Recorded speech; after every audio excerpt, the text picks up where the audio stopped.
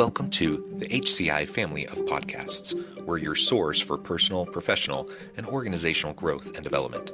We share our own original research, explore industry trends, and interview executives and thought leaders from across the globe. Join us for practitioner-oriented content around all things leadership, HR, talent management, organizational development, and change management. Maximize your personal and organizational potential with the HCI family of podcasts.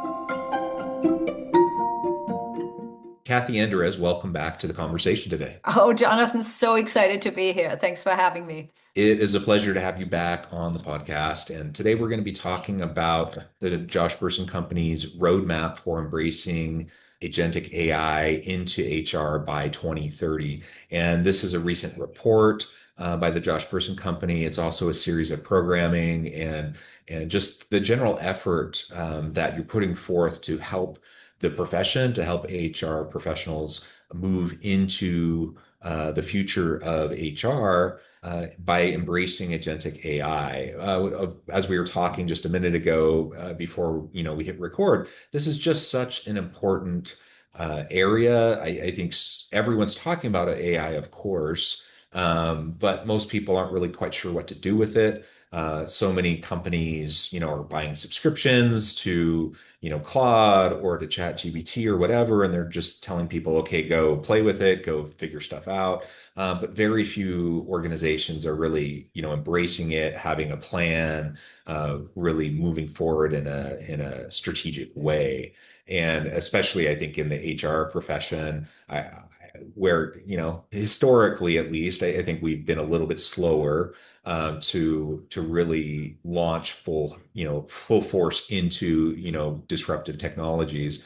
And we need to, otherwise we're going to get left behind. So I'm really thrilled to have a chance to sit down with you and to talk about this together today. As we get started, I wanted to share Kathi's bio with everybody. Kathi Enderes is Senior Vice President of Research and a Global Industry Analyst at the human capital advisory firm, the Josh Bersin Company, the world's largest community for HR. She has over 20 years of global experience in human capital, talent and performance management, and in change management from consulting with IBM, PwC, and Ernst & Young, and industry working with companies of various sizes, from Fortune 50 companies to startups in multiple industries, including tech, healthcare, and leading research on all topics of HR talent and technology. She is passionate about making work better and more meaningful. I could go on. You've done so many really great and cool things in your career, but is there anything you would like to highlight by way of your own background or personal context before we dive on it? Well, you said a lot of it, so thanks for that. I think the only other thing I always like to explain by way of explaining my audio or how I sound is that I'm originally from Austria, so people can stop guessing where I'm from and start listening and not trying to guess the accent. So that's where it's from. But I've lived in the US for quite some time and also lived in Austria and in London and in Spain. So a little bit of an international background. And yeah, really excited to talk with you about this because this is the topic really that we get most questions about whenever we talk with HR teams, but then also with HR tech companies as well. So I think it's on everybody's mind. How do we capture that power of agents, AI agents, to make work better and more meaningful? As you said, that's my passion, and I feel this is actually something that we can now accomplish better with AI. Yeah, absolutely. Well, let's dive on in. I know this was unveiled and discussed at the recent Irresistible conference. Tell us more about this framework, the roadmap for agentic AI and HR, as we look forward towards HR in 2030. That's not that far away. I mean, we're only talking, we're halfway through 2026, so we're really talking only a few years away. Right. Tell us a little bit about this. Yeah, so the reason why we said we need really a broader roadmap for where HR is going because we've had AI now for 3.5, 4 years. But the way that we've thought about AI was until recently much more about individual productivity. And you mentioned it too, right? Companies were launching ChatGPT or Copilot or any of the kind of Claude, anything that you would have basically. But it was mostly done for individuals to, Yeah. I don't know, capture meeting notes, do some certain tasks better or something like that. So companies have been and are still mostly in these earlier stages of AI adoption where you're saying, well, we use AI as an assistant, right? And there's some value to that. Maybe you can do your emails faster, or maybe you can capture interview notes, for example, if you're doing recruiting or any of those kind of things. It's good, but it's not that disruptive. It's not that great. And if you're like many companies, then you probably also see that while we were very excited about doing things with AI assistants, now we're saying, well, maybe we shouldn't spend $10,000 a month on people writing their emails because they were perfectly fine able to write their own emails. And so maybe we should go back to writing our own emails because the incremental use is actually not worth it. So most companies are still in this earlier stage, but some, and that happens both for the companies, but then also for HR. But then we were thinking about, well, what about using AI as agents? So they can do a certain task for us, one task. An AI could schedule an interview. It could enroll somebody on a training course. It could write a job description, one thing basically for us. And that's already a lot better, but still not Yeah. that disruptive. So your job is still your job. And what you're doing in HR, probably still what you're doing in HR. You just do it a little bit faster and a little bit better. So there's like, we call this stage one and stage two of this AI transformation.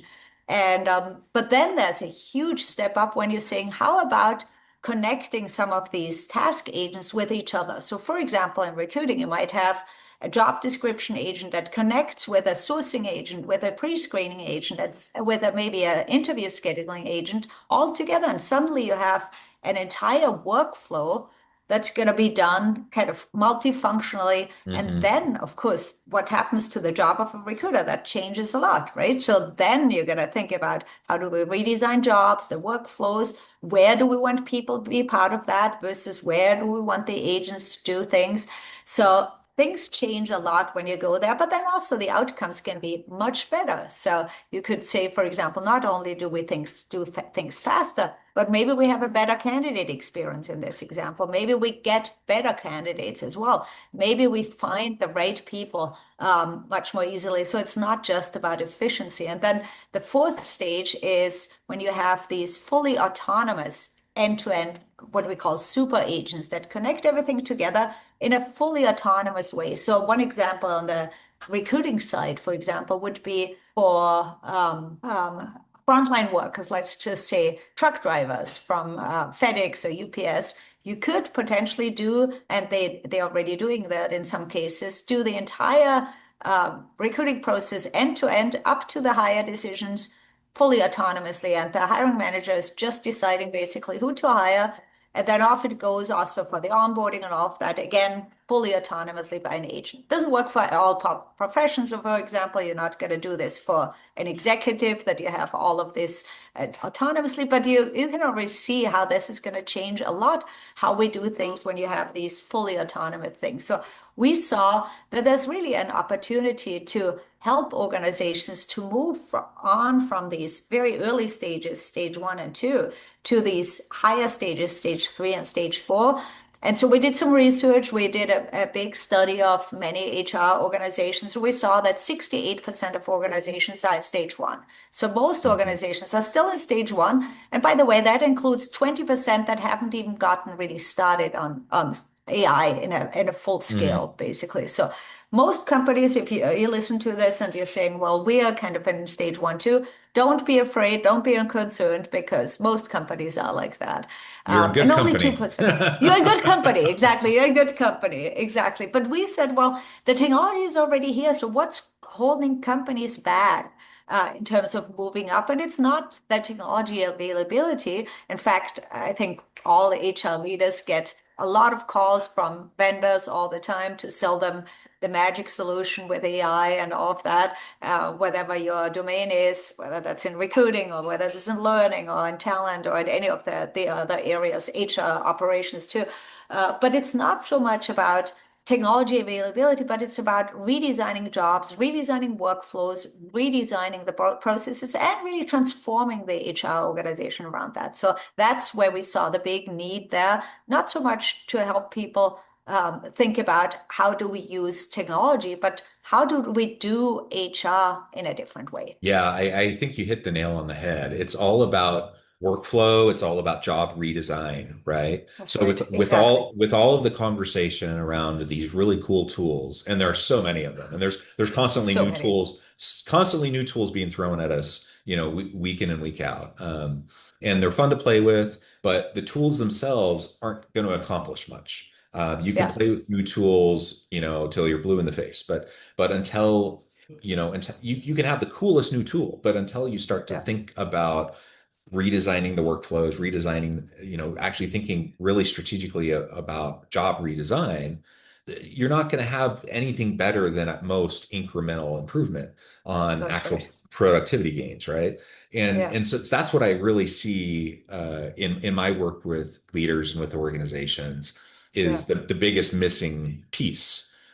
Because yeah, everyone wants increased productivity and everyone sees the potential with AI, but I don't see many willing to put the work in. They just see the magic bean, they want to grow the beanstalk yes, and yes, they want, they want the immediate gain and they don't realize that hey, there's actually a good amount of work that's going to have to go into making this magic box actually produce something really cool for you. Um, absolutely. and Yeah, and so everything you're saying absolutely resonates with me and what I'm seeing as well. There is so much really cool potential here, and the whole conversation around super agents and connecting across different workflows and such. Absolutely, there's so much that can be accomplished, but we just have to be really, really thoughtful and strategic about it as we move yeah, forward. One thing that you've kind of started to touch on, and I know it's something that's in your framework and in your roadmap, is the agent sprawl yeah, component here. yeah. Because on the one hand, we want to have redesigned workflows, we want to be really strategic about, agentic AI, but you can overdo it too. Like Yeah. all of a sudden, you Yes, can start to have an agent for everything. that's right. To talk to us more about agent sprawl and how we can protect against that. Yeah, I mean, and agent sprawl is such an interesting concept because just a few years ago, we didn't even know what an agent was. And suddenly we were Yeah. talking about agent sprawl, but it's already happening. Just to give you an example, we were working with a big bank headquartered in New York, and we were talking about talent acquisition, and they said they already built 17 agents for just their recruiting process alone. And I said, well, Yeah. that's great. And how do you connect them all? And how do they use the same data? And how do they hand off to each other? And they said, well, that's the problem. They don't. So I think and that's of course then when they don't do that, you get into all sorts of problems because these agents they are very different to regular traditional software. It's not just about connecting them because they are learning organisms, right? And they're not deterministic, they're probabilistic. So you never quite know what you're going to get unless you give them really tight guardrails and really tight, like what data they can access, for example, and what data they should learn on and what data they shouldn't learn on. And so there's all this kind of danger, the risk, if you don't control it well and if you don't connect them well, to have them go into all sorts of different directions because you can't really test them like you test regular software, where you could say, if I tried this and I ran the use case through, then it's always going to be like that because it's constantly learning, it's constantly grabbing something that it should not have access to, for example. So Yeah. that's kind of the danger of the agent sprawl. So the way to think about that is, or the way to counteract the agent sprawl is really thinking about not for all the tasks and all the steps that you do today and then agentify them. That's kind of the old way of doing things, right? You say, Yeah. well, this is how we do recruiting today, or this is how we'll do learning today. We need a performance consultant, and then we need somebody who sets up the curriculum and somebody who designs the course and all of that. Well, then you are just putting automation on the old process, but thinking about it in a different way. What's the outcome of this process? And then how can we accomplish this in new ways? Hmm. Where we use the AI to, for example, in the learning area, to get every employee the skills that they need when they need it, how they need it, rather than saying, well, we need to agentify our curriculum and make kind of the online training course now agentic and all of that. That's kind of the old way to think about it. We always compare this to the same way that you had like and when you're a driver, basically, we've had like drive assist and lane assist and park assist, all these assistive features for us as drivers, and they're great. But then the autonomous car comes around, and then you're saying, well, the point of the car is actually not to make the driver more efficient or more effective, but to get the passenger from point A to point B. So think about what's the outcome, and then you identify that. So that's kind of how we're thinking about avoiding agent sprawl, and then of course bringing them together in higher level, what we call the super agents, basically that we categorized just 7 super agents of all the 95 capabilities that HR is basically doing. We categorized them into 7 super agents. So there's only 7 things that we said on a macro level that HR needs to do. And then you say, what agents would I need underneath them to accomplish what this big super agent is out there to accomplish? So just thinking about these outcomes in different ways and then working your way backwards rather than just saying, here's all the tasks I do and then how I put an agent behind it. Yeah, the outcome-based approach is really the tricky bit because it takes Yeah, a completely different mindset from what we've always done. that's right. And that's exactly the opposite approach from what most everyone is doing. Yes, it's So true. It's true. yeah, Yeah, you're seeing it all over the place, and yeah, everyone as they're getting access to all these different tools, or they're getting, or even just playing with Claude or whatever, you're absolutely right. They're taking the exact opposite approach, is they're just looking at all these individual little discrete tasks, and they're saying, how can yeah, I automate this? And then how can I start to link all these tasks together? And maybe they can do that in a way that makes sense, and they can automate workflows and do it in a way that ultimately will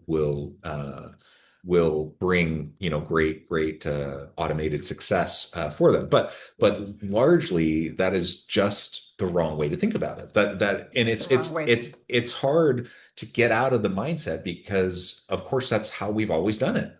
That's right. So you just have to think like an inventor, right? You just have to like get out of your own way Right. and completely think about it in a completely different way. And that's easy for us to sit here and say. Yeah, It's much harder to do when you're actually the person that's like in the day to day, and of course. you've always done stuff a certain way, and now you're all of a sudden you're saying, okay, how do we completely change the way we think about how work gets done? It's easy to say, hard to do. It's Uh, Yeah. Yeah, we actually just had a workshop at Irresistible. We had a workshop exactly about this topic for 1.5 hours where we had 200 HR leaders do just that. So I mhm. facilitated a workshop about redesigning work in the AI age, and we used HR as an example because we said, well, everybody here understands HR work probably reasonably well. And it was really fascinating what people struggled with. I'll give you Mm. some examples. So people already struggled with how do we prioritize? Where do we start? Because we Yeah. said you got to pick one job or one area, basically, whether that's learning or recruiting or HR service center or pay processes, one area to start with. And that was already very hard because people said, well, how do I prioritize? And we're like, well, you can think about where there's lots of people, where there's lots of AI opportunity, where there's lots of value for your organization. And already that was very hard because when you prioritize one thing, you say no to another thing, and people don't want to say no to anything. So that was already one of the hard things. And then people also really struggled with, you mentioned it too, with just starting with the outcome, not saying these are all the tasks that we're doing and that which ones can be done by AI and which ones should be done by people, but what is this process accomplishing and how could we use a different way of doing that? And that, of course, requires you to think outside of the box and also understand a little bit of what AI can actually already do. So it was a muscle that people, I think, to your point, are not very used to flexing, but it's going to be really, really important for this future of work for us. Yeah. One aspect that's the scary, thing around AI is everyone's worrying about displacement, right? Job displacement. And there's a lot of people suggesting, that we could see, upwards of 30 to 50% of jobs being displaced within HR teams, Yeah. AI super agents, they're going to start handling talent, rewards, employee experience. Yeah, how should we be thinking about this in our HR teams? Well, there's certainly going to be lots of opportunity to do things faster and more efficiently, but the big value is not going to come from that. The big value is really going to come from what organizations can do that they could never do before. Yeah. Like, for example, I'll give you one example, one case study, one example that we have from a specific company, ServiceNow, for example. They are internally, not for their customers, but internally, their HR team, they saw that their HR business partners were their primary opportunity where they wanted to add value, which is interesting because most of the times you go to the more transaction heavy processes like talent acquisition or learning and development or HR service center, those kind of things. But they thought they really wanted to double down on their HR business partners because they have lots of organizational change, they have lots of acquisitions that they do, and lots of reorgs and all of that. So they said HR business partners where we want to double down on, but not for a displacement opportunity at all, but to give what they built, for example, is what they call an employee, people data agent that in the moment of a business conversation, when the HR business partner sits with their business teams, they can ask the people data agent, what's our turnover for this group? How does it compare to other areas internally? What's driving that turnover? All of that in the moment of need while the leadership team is discussing a certain topic, rather than going back to their people analytics teams afterwards, bringing the answer back 2 weeks later. And then the leadership team says, we've moved on. We're not even talking about this anymore. We're talking about something else now. So having them be much more immediate, much more embedded, and much more value added. That's, I think, the bigger lift that we'll see with AI is not the displacement, but it's really the adding a lot more value to the business at that kind of Yeah. business value, bringing business value. I mean, another example is when you, for example, in the front line can hire much more quickly when you reduce time to hire from like weeks to days, for example, like 7-Eleven or McDonald's, some of the companies that have lots of frontline employees and they use lots of AI to shorten that time period. Well, Chipotle, for example, they spoke at our conference and they said, now we could open so many more restaurants because we get more people in. So that frontline availability directly results into revenue. Nobody talks about this little bit of savings that you get from the HR side if you're saying, well, we can actually open new restaurants and create more revenue for the business. So that's kind of the mindset shift that we want to think about. When you're just thinking about HR efficiency, the impact is tiny, right? Because how much Mhm. does HR cost? It's 1% of typically less than 1% of the overall company payroll is HR. And then you take another like 5% or even 10 or 15 or 20 or 30%. It's still tiny when you think about the upward potential that we can create. And that's kind of how we're always thinking about. Don't think about just the productivity savings of AI, think of HR, but think about the employee experience, the effectiveness, getting people, the right people in jobs, getting people in the jobs more quickly, creating more value to the business because you can answer their questions more quickly. And eventually you can make every employee much more productive. That's kind of how we're always thinking about that. I love it. I love it. I think that's the perfect way to frame it and to think about it, not to get stuck in the doom and gloom. You could spiral and think about nothing else. And of course, yes, will there be displacement? Of course, there's going to be some task displacement. There's going to be some Yeah, job displacement. Of course, there will be, but there's going to be so much that opens up where we can focus our time and energy on things that really matter. That yeah, gets me really excited that we can really yeah, add value. So.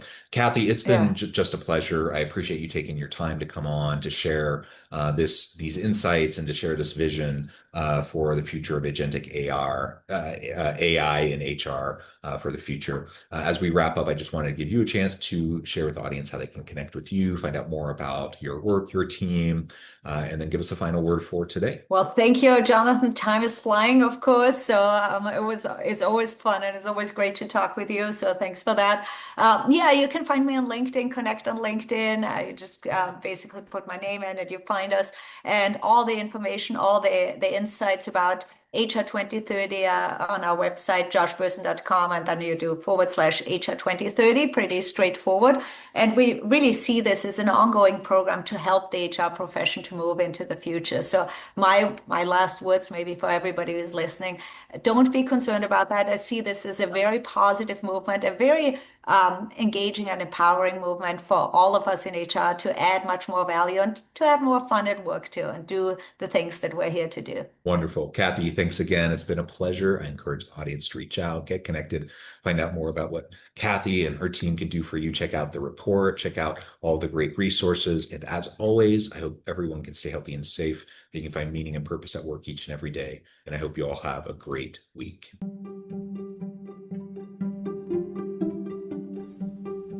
Thanks for joining us for this episode of the podcast. We hope you stay healthy and safe, and please join us again soon.